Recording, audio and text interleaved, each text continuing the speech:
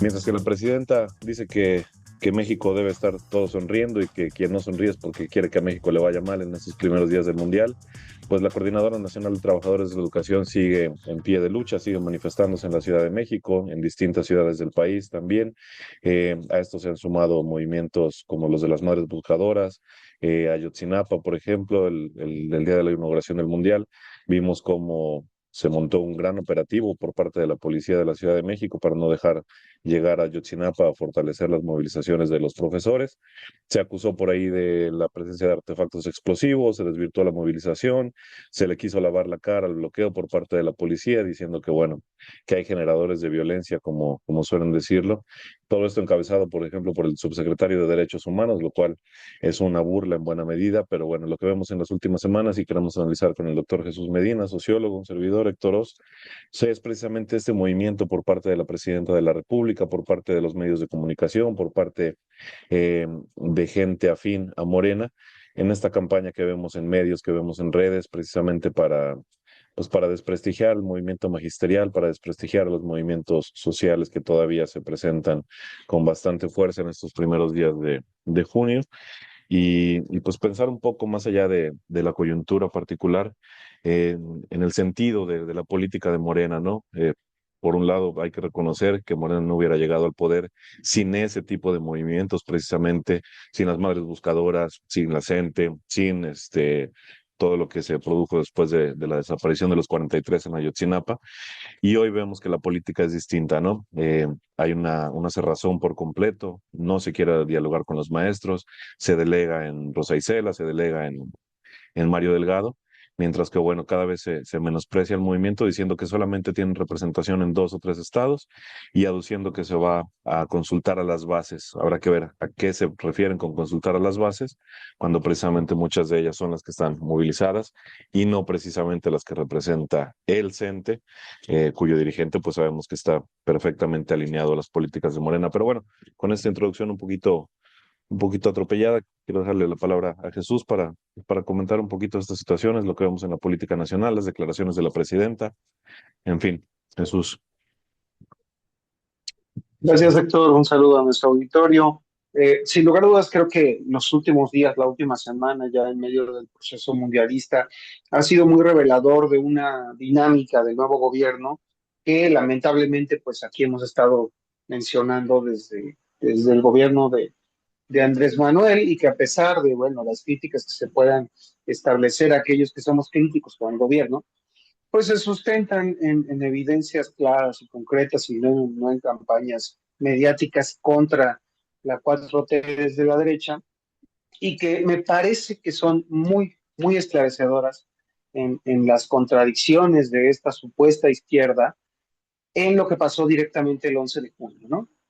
El 11 de junio, el día del inicio de la fiesta mundialista, un negocio por demás más que asqueroso, sobre todo para quienes nos gusta el fútbol verdaderamente, en ver lo que la FIFA ha hecho con este deporte, volviéndolo pues inaccesible para las clases medias y bajas, y una dinámica del gobierno que pone más atención justamente en cómo nos vendemos hacia afuera que cómo estamos atendiendo las soluciones hacia adentro. Nuevamente, como lo hemos dicho, más forma que fondo. Entonces, el 11 de junio vimos una estrategia concreta por parte del gobierno, fue bloquear todo tipo de disidencia de las formas más cínicas posibles. ¿Por qué lo digo? No estamos diciendo que el PRI no reprimiera, por supuesto que reprimía, no solo el de los 60 y 70, sino el de Peña Nieto. Recordamos todos perfectamente lo que fue el 1 de diciembre, lo que fue el 13 de septiembre de 2013, lo que fue el 19 de junio de 2016, que por cierto hoy se están cumpliendo 10 años de aquella masacre contra el pueblo de Nochixtlán. Por supuesto que sabemos lo que hacía el PRI. Y por supuesto que Morena no hace exactamente lo mismo. Ellos no sacan las tanquetas y no se pueden reprimir a diestra y siniestra. Pero lo hacen de una forma en verdad ridícula, ¿no? Se hizo uso de civiles para bloquear a civiles en las afueras del Estadio Azteca, no contra los maestros, contra quienes muchos estarían dispuestos a ocupar la fuerza pública, gente de izquierda llamando a reprimir a los maestros organizados, o comentarios dorsuchos de Televisa como Mauricio Imay, me parece que se llama, llamando a usar balas de goma en contra de los protestantes. Bueno, no sé quién puede creer o quién puede fijarse en análisis políticos de un pobre periodista de fútbol.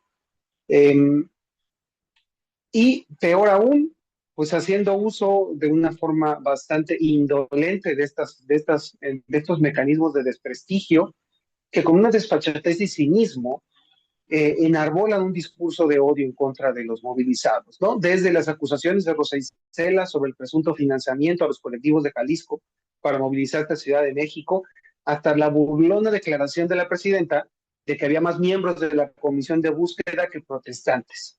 Yo no sé a quién, sea de Morena, sea de quien, del partido que sea, no le puede dar asco ver la forma en la que la presidenta se burla de las personas que están buscando a sus familiares, que llevan buscándolos desde el periodo de Peña Nieto, que reclamaron a Peña Nieto, otros que reclamaron a Calderón, y que ahora le toca a ella, porque hay que decirlo como es. Morena no ha podido resolver la situación por la cual llegó al poder. Recordemos que Calderón y el PAN y el PRI se fueron al demonio justamente por la situación de violencia principalmente que se generó en el país.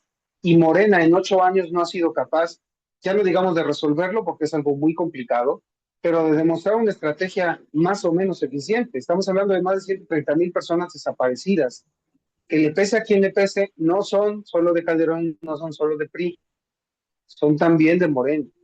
Entonces, me parece que lo que estamos viendo últimamente es un proceso de descomposición o de demostración de las contradicciones de Morena, eh, que me parece muy riesgoso, y con esto puedo terminar eh, esta primera intervención, que me parece muy riesgoso, porque algo ya quedó más que claro, y eso es, Sheinbaum no va a dar un paso atrás con las organizaciones que desde la izquierda están tratando de hacer que Morena tome un rumbo más o menos hacia un proyecto de nación diferente. Y por otro lado, pues se están aliando con los consorcios nacionales e internacionales, pues para hacer de México el mejor negocio. Y bueno, y con eso cerraría, no es que seamos, en particular nosotros, gente que dice que la industria y el crecimiento económico está mal, por supuesto que no.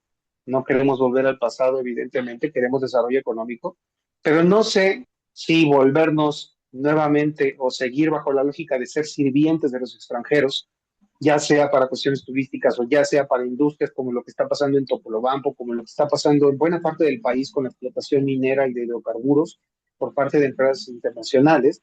No sé si esa es la mejor forma y más aún si esa es la forma de un partido que se dice de izquierda.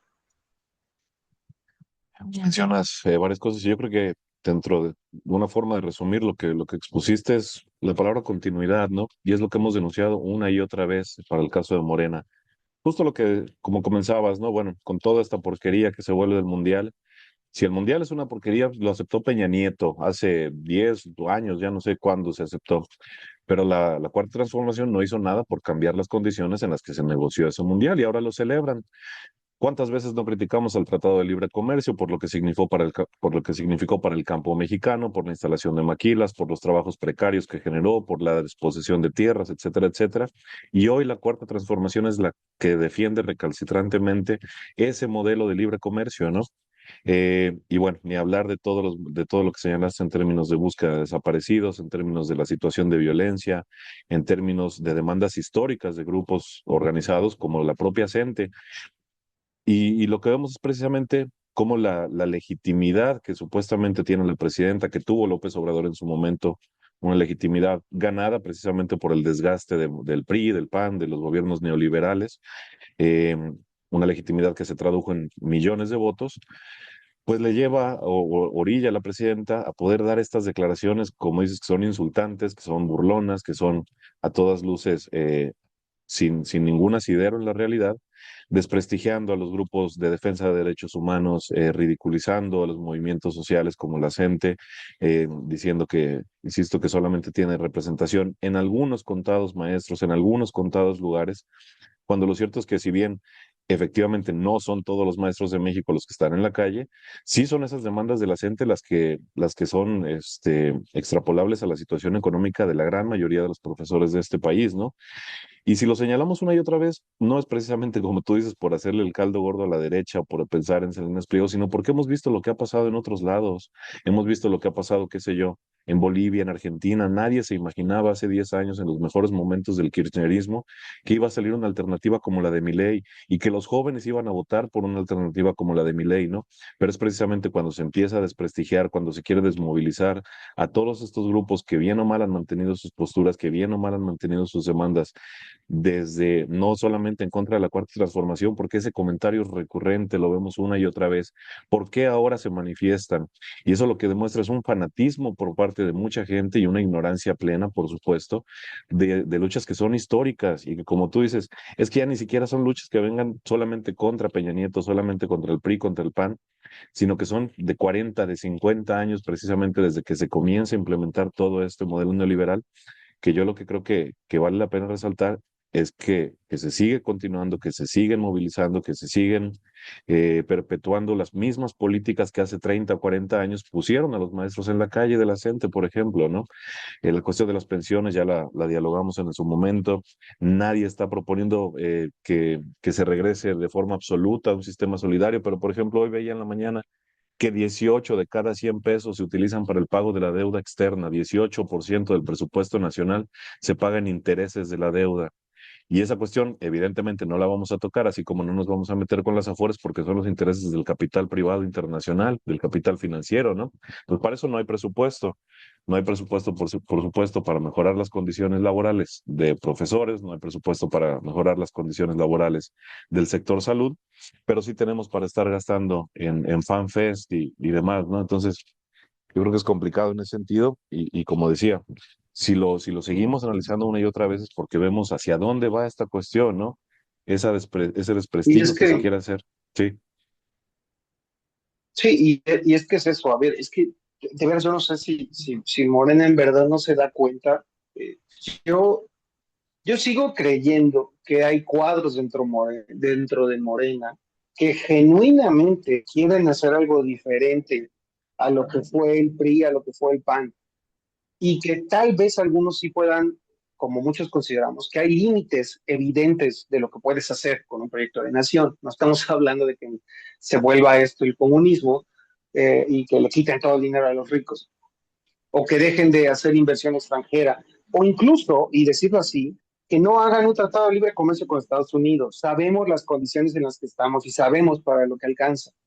El punto es que parece ser que Morena está peleando batallas que no tienen sentido, porque la forma en la que pueden quitarse de encima a la gente, vamos a decirlo así, y a los maestros, ni siquiera es como tú decías, quitando del todo, volviendo a la forma de pensiones anteriores, porque en efecto tal vez no es posible, pero estarlos criticando, estar tratando de saltarlos, como lo hizo Sheinbaum diciendo justamente el 11 de junio, que se iban a saltar a la CENTE y al CENTE, al sindicato y a la coordinadora, para buscar directamente hablar con los maestros. Es que viene otra simulación. ¿Con qué maestros van a hablar?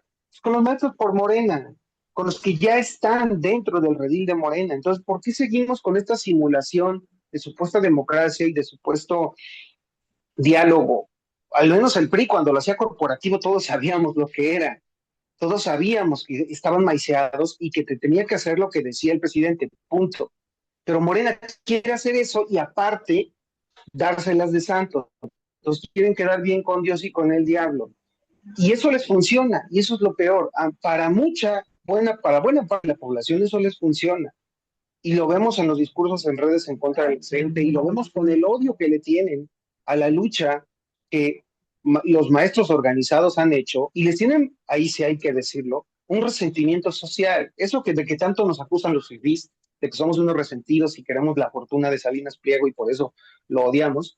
En algunos casos se está viendo que sí hay ese resentimiento por parte de clases bajas, pauperizadas, sin derechos laborales, sin una salida de la pobreza más allá de la beca que cada mes les llega y que en efecto es la diferencia entre que coman y que no coman, y que se genera un resentimiento social. Entonces, lo que estamos viendo es una polarización social, ya no entre fifís y progres, Estamos viendo una polarización social entre la sociedad, digamos, de abajo, el pueblo, entre los que apoyan a Morena y los que, sin ser de derecha, dicen yo no voy a apoyar esto porque me doy cuenta de lo que está pasando. Entonces, y Héctor, no sé si a ti no te dio escalofríos ver esas imágenes de las líneas de sociedad civil, que muchos evidentemente no quieren estar ahí con sus chalequitos y diciendo pues que los mandaron. Y tienen que estar ahí poniéndole cara a las madres buscadoras para que no pase. O sea, a mí me parece eso la imagen perfecta de lo que se ha convertido en Morena. Sí, como dices, y a ver, de estos términos, por ejemplo, de violencia simbólica, ¿no? Efectivamente, no se reprime con tanquetas, no se reprime con policía, pero se estigmatiza, y esa es la cuestión, ¿no? Que cuántas veces lo señaló López Obrador, que se estigmatizaba a los maestros desde los documentales estos del famoso Loret de Mola, y Mexicanos contra la Corrupción y todos estos grupos, y se sigue haciendo exactamente lo mismo, ¿no? Y eso es lo preocupante, como tú dices. Yo ya no sé si de veras sigue habiendo esa gente dentro de Morena que sí se da cuenta de dónde deberían estar las luchas, ¿no? Porque uno ve, por ejemplo, los canales de YouTube del Instituto Nacional de Formación Política y lo que escucha uno ya es la repetición de los mismos discursos de la mañanera, los mismos discursos de estigmatización de siempre. Es decir, si existen esas bases, pues ha pasado lo que hemos dicho desde siempre, ¿no? Están borradas, están invisibilizadas y no se les va a tomar en cuenta, por ejemplo, para la selección de candidatos el año que viene, ¿no? Cuando hay elecciones intermedias. Entonces, precisamente lo que vemos es, insisto, la continuidad de ciertas formas de hacer política. Decías tú, el corporativismo sigue estando presente. A ver, el CENTE, su dirigente es senador por Morena y prometió afiliar a 2 o 3 millones de personas a Morena. Las cifras que tiene de afiliados Morena son una ridiculez cuando uno se da cuenta que son afiliados, que son precisamente los trabajadores del gobierno del Estado y que son los primeros que no van a votar por Morena cuando las condiciones cambien, ¿no? Entonces, como tú dices, digo, creo que una y otra vez lo repetimos porque lo que estamos viendo es eso, esa polarización que tú dices, ese resentimiento, entre comillas, de unas clases medias que están desapareciendo y que precisamente si hubo clases medias en este país, eran por derechos laborales conseguidos por buena parte de los trabajadores al servicio del Estado, ¿no? Y siempre ha existido eso, que las pensiones doradas de Pemex, que las pensiones doradas de la CFE efectivamente son altas para los estándares del país, pero el problema no es eso, el problema son la precariedad del 70% de mexicanos que trabajan en la informalidad, pero es más fácil acusar a los profesores que ver de dónde surgen los problemas realmente y estructuralmente, ¿no? E insisto, alternativas como la de Bukele, alternativas como los de la Espriella, alternativas como Salinas Pliego, hoy son ridículas, pero en 15, 20 años, cuando Morena pierde el apoyo de las calles, cuando pierde el apoyo de ese México de abajo del que se precia de representar, cuando pierde el apoyo precisamente de quienes sí se movilizan en momentos, en coyunturas determinadas, entonces es cuando Morena va a empezar, si ya da muestras de fragilidad, ahí es cuando se pierden elecciones y regresan los fantasmas de la derecha, ¿no? Claro, y porque de nuevo, a ver, o sea, vi una nota por ahí de donde se hacía el análisis, por ejemplo, de cuánto ganan los maestros, sobre todo de los líderes, ya no ni siquiera del sindicato, sino algunos líderes de la CENTE. Y hay que decirlo, aquí no defendemos a nadie a capa y espada, no somos apologistas de los movimientos sociales, si algo hacemos es criticar también los límites que tienen, y no vamos a decir, al menos yo, pues que no hay corrupción y que no puede haber también corrupción dentro de la CENTE y una disparidad brutal en salarios entre liderazgos y base.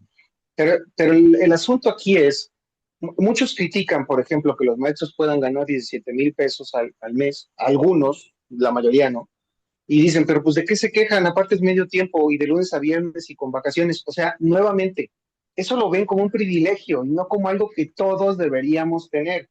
Y algo que por más que nos digan que no es cierto, sí se puede en un estado bien organizado, con buena redistribución, no tiene que ser socialista, puede seguir siendo capitalista, sí se puede tener esos derechos.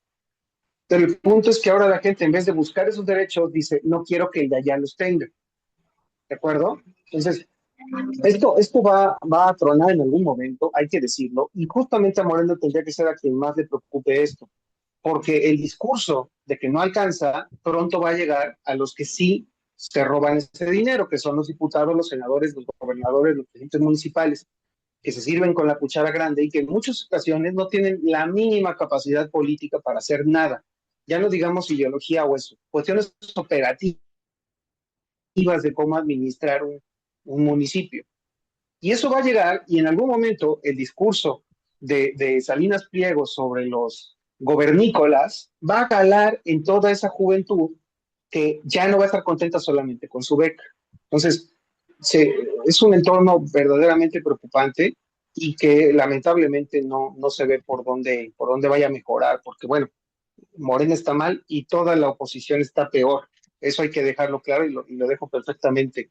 Habría que estar loco para votar por la oposición, pero yo no sé si toda esa gente que sí va acarreada a los eventos de Sheinbaum y que no solo va acarreada como con el PRI, como cuando Duarte y Fidel Herrera llevaba a su gente y les daban su Boeing y su torta.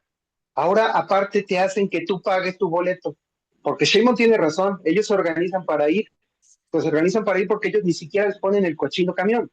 Pero yo no sé si toda esa base de burócratas que están hartos de tener que ir un domingo a ponerse bajo el sol para escuchar a la gobernadora, van a votar por ellos en 2030.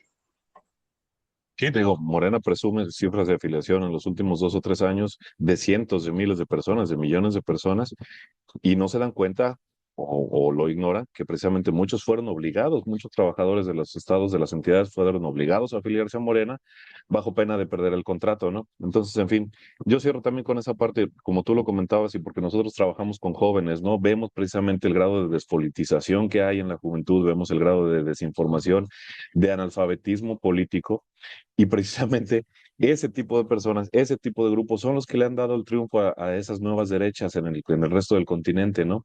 Gente que se deja llevar por los discursos, gente que se deja llevar por lo mediático que puede ser, lo estrambótico que puede ser declaraciones, como tú comentas, la de los gobiernícolas y demás, con discursos baratos, y lo que hemos repetido a lo largo de este programa, si Morena sigue desdeñando a esas bases sociales que se han movilizado, no desde el 2014, no desde el 2006, sino desde los 80, desde los 90, que constituyeron esa clase media, esa clase que votó por López Obrador en su momento, si Morena los sigue alejando, si los aleja en el momento de asignar candidaturas, como seguramente lo va a hacer, si sigue estigmatizando a los grupos que sí se movilizan en coyunturas determinadas, pues lo que vamos a ver es cómo cada vez más rápido se empieza a deshacer eso que bien o mal se empezó a llamar la cuarta transformación y que aquí hemos dicho, pues que si la hemos criticado no es con afán, como tú comentas, de que regrese Peña Nieto y Calderón, ¿no?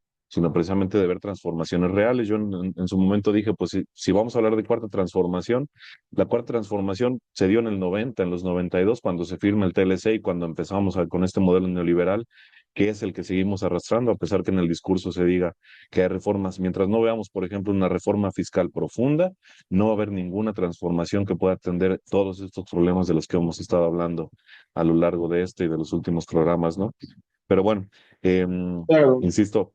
Ujú. solo para finalizar, y no hay que ser comunista ni socialista ni de izquierda para eso, ¿eh? La reforma fiscal lo dicen incluso gente que es liberal abiertamente y que dice es que no puede haber desarrollo capitalista si no modificas esa reforma fiscal. Entonces, nuevamente, es casi de sentido común y cualquiera que estudie un poco de política sin tener que leer a Marx y a Lenin va a darse cuenta de los límites, ¿no? Pero bueno, gracias. No, es la socialdemocracia hegemónica, ¿no? Y es el progresismo que, por ejemplo, en el Cono Sur, en los primeros progresismos, sí hubo atisbos de reformas importantes en ese sentido. Morena no se ha metido a tocar la estructura económica de este país ni con el pétalo de una rosa, ¿no? Y eso es lo que denunciamos una y otra vez. En fin, vamos a dejarla aquí por ahora. Nos seguiremos encontrando, volveremos a tocar sin duda estos temas. Y pues como siempre, agradecerles a quienes nos acompañaron, solicitarles su apoyo, dejar ahí comentarios, están de acuerdo, no están de acuerdo con nosotros, exageramos nuestra visión o tenemos algunas críticas acertadas, coméntenlo por ahí con nosotros, comparten el contenido por ahí y nos encontramos próximamente. Gracias Jesús, gracias a todos.